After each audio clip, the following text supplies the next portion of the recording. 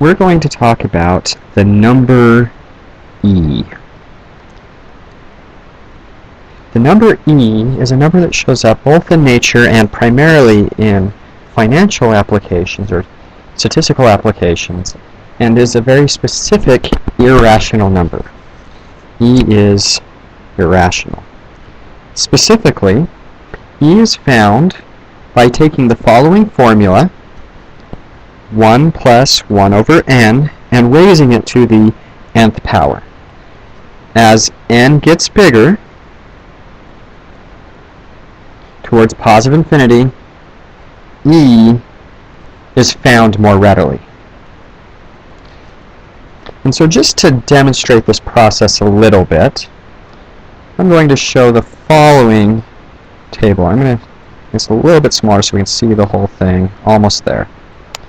Okay, so here is a table that uses the formula. So we've picked an n, and we've plugged it in. So 1 over n is 1 over 1, which is 1. Added that to 1 to get 2, and raised it to the first power. Okay, if n is 2, then 1 over 2 is 1/2, or 0.5. Add 1 to get 1.5. Square it to get 2.25.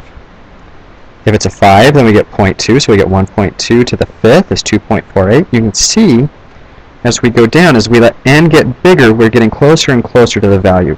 And right here, at 1 billion, that's about as close as we need to get for most practical purposes. The other important thing is to look at our calculator. You'll notice that our calculator has an e to the x button. This e is the same e that you need for the number e. So if I wanted to know what e to the third is, I put a 3 in and I hit my button, and I get e to the third, 20.0855366923. Notice the decimal keeps going. If I wanted to know what e to the first was, 2.718281827. Notice that this isn't quite there. This is a lot more accurate, the calculator is, than our number, because we're using a much bigger n to get it. But the point is, this is how we get our e.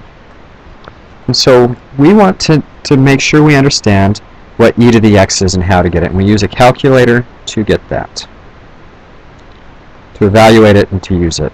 But recognize that e is a specific number, and it's one of the reasons why we don't use e as a variable, because we want it to be this number, 2.7818.